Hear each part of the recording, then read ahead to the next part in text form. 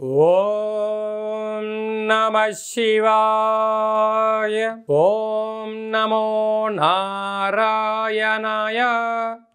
కర్మ నివారణ నరదృష్టి నివారణ కాల భైరవాయ నమో నమః. ఓం వజ్రనకాయ విద్మహే తీక్షణ దగ్గుష్ఠాయ ధీమహి తన్నో లక్ష్మీ నవనారసింహస్వామి ప్రచోదయాతు. హరి ఓం. మా ఛానల్కి స్వాగతం. చూస్తున్న వీక్షకులకు, ప్రేక్షకులకు, ప్రియ కాల భైరవ భగవద్బంధులకి స్వాగతం పలుకుతూ, జ్యోతిష్య అభిమానులకు, సనాతన ధర్మ సంరక్షకులు అందరికీ కూడా నరసింహస్వామి వారి యొక్క జయంతి శుభాకాంక్షలు. అందరిపైనను కరుణ, కటాక్ష, దయ కలిగించాలని కోరుకుంటూ ఆశీర్వచనం. 1/5/2025 నుండి 15/5/2025 వరకు పుట్టినటువంటి వారందరికీ కూడా జన్మదిన శుభాకాంక్షలు. అలాగనే ద్వాదశ రాశుల్లో గ్రహ గమనాన్ని ఒకసారి వీక్షింపచేద్దాం. మేషరాశిలో రవి భగవానుడు ఏడాది తర్వాత సంచార స్థితి.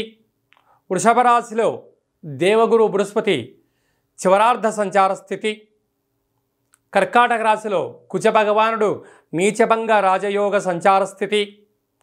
కన్యరాశిలో కేతు సంచార స్థితి. మీనరాశిలో చతుర్గ్రహ సంచార స్థితి. బుధ భగవానుడు, శుక్ర భగవానుడు, శని భగవానుడు, రాహు భగవానుడితో ద్వాదశ రాశుల్లో గ్రహ గమనాలు ఈ విధంగా ఉన్నాయి.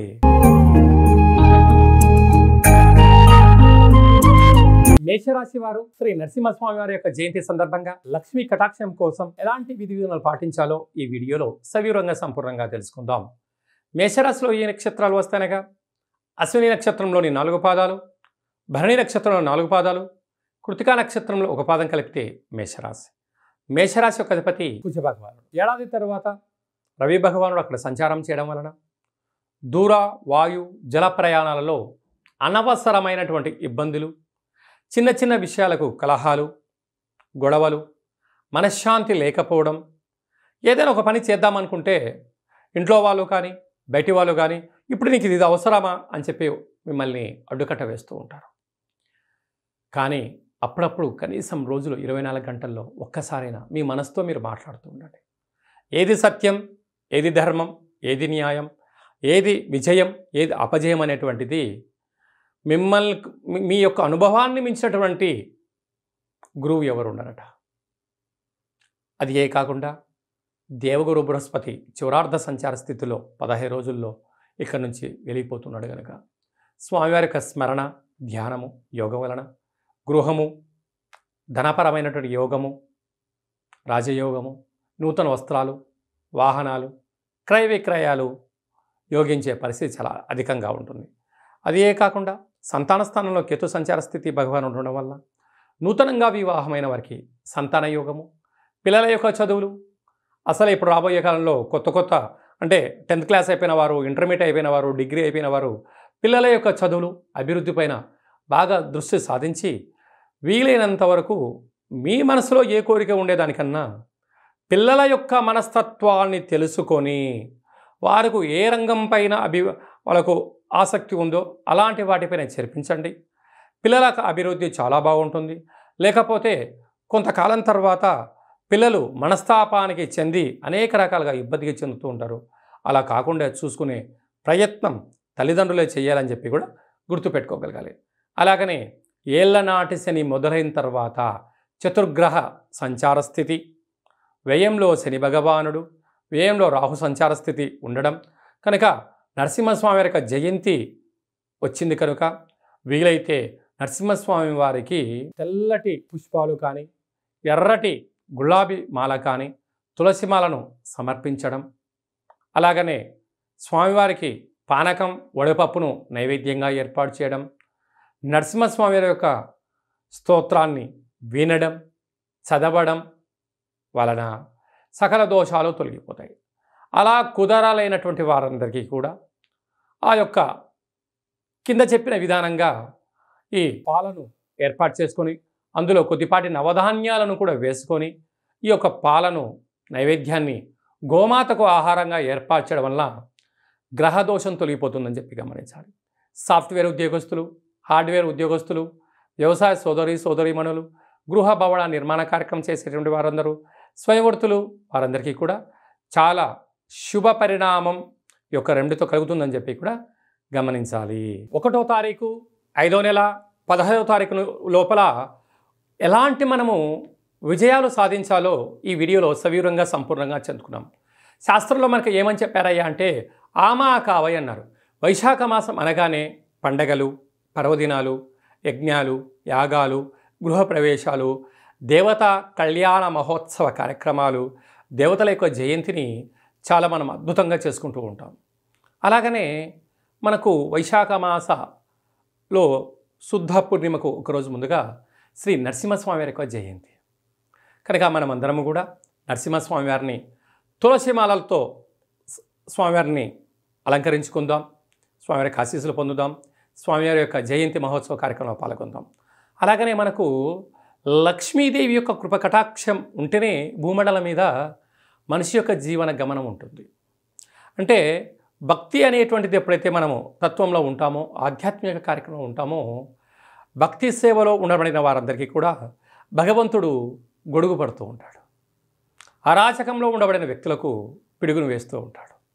కనుక మనకు అందరికీ కూడా స్వామివారికి ఆశీస్సులు నిండు పుష్కలంగా ఉండగలగాలి అన్నట్లయితే అంటే మనకు శుద్ధ పంచమి నుండి బహుళ ఏకాదశి వరకు అంటే బహుళ పంచమి వరకు చంద్రుడు బాగా కనపడుతూ ఉంటాడు. కొందరికి పరిస్థితి అనుకూలంగా లేని వారందరికీ కూడా ఓ చిన్న వెసులుబాటు కార్యక్రమం ఏమిటయ్యానగా రాత్రిపూట చీకటి పడ్డాక చంద్రభగవానుడు వచ్చిన తర్వాత ఒక వెడలపాటి పాత్రలో 1 గ్లాసు పచ్చిపాలు, ఆవు పాలు కానీ ఏ పాలైనా కూడా ఆవు పాలు అయితే మరి శ్రేయోదాయకం.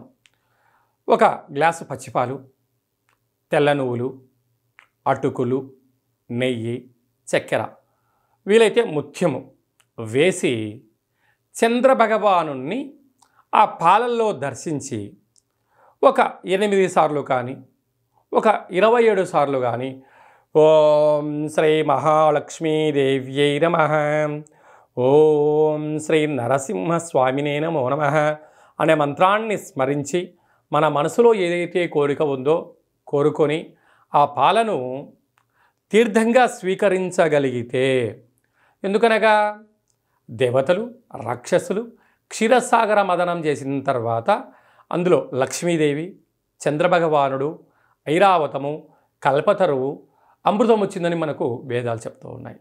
అలాంటి అమృతాన్ని ఏర్పాటు చేసుకొని చంద్రభగవాన్ని దర్శించి అలా తీర్థం తీసుకోవడం వలన సంవత్సరాంతము మనకు అద్భుతమైనటువంటి లక్ష్మీ కటాక్షము, మనశ్శాంతి, ఆయువృద్ధి కలుగుతుందని చెప్పి కూడా గమనించాలి.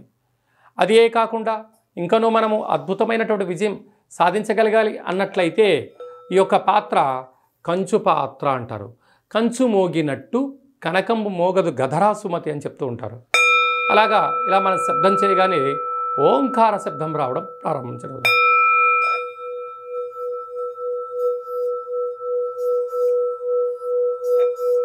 ఇలా ఓంకార శబ్దాన్ని సృష్టించడం వలన మనిషి శరీరంలో ఉండబడినటువంటి 7 చక్రాలు వికసించి ఇంట్లో ఉండబడిన దరిద్ర దేవత బయటికి వెళ్ళిపోయి లక్ష్మీదేవి యొక్క కటాక్షం కలిగి ఇల్లంతా సిరులతో కలకలలాడుతూ ఉంటుంది. కనుక మనమందరము కూడా ఈ అక్షయ పాత్రను ఇంట్లో ఉంచుకుందాం.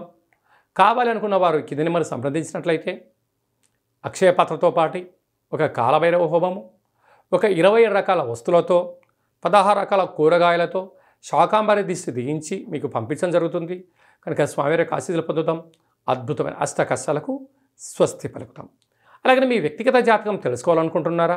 మీరు పుట్టినటువంటి తేదీ, నెల, సంవత్సరం, సమయం మీరు రాసి వాట్సాప్లో పంపించగలిగినట్లయితే 100 సంవత్సరాల జాతకాన్ని సవివరంగా సంపూర్ణంగా వ్రాసి పంపించి మీరు పుట్టినప్పుడు గ్రహ గమనాలు ఎలా ఉన్నాయి, ప్రస్తుతం ఎలా ఉంటున్నాయి, రాబోయే కాలం ఎలా ఉండబోతున్నాయో సవివరంగా సంపూర్ణంగా తెలియజేయడం జరుగుతుంది.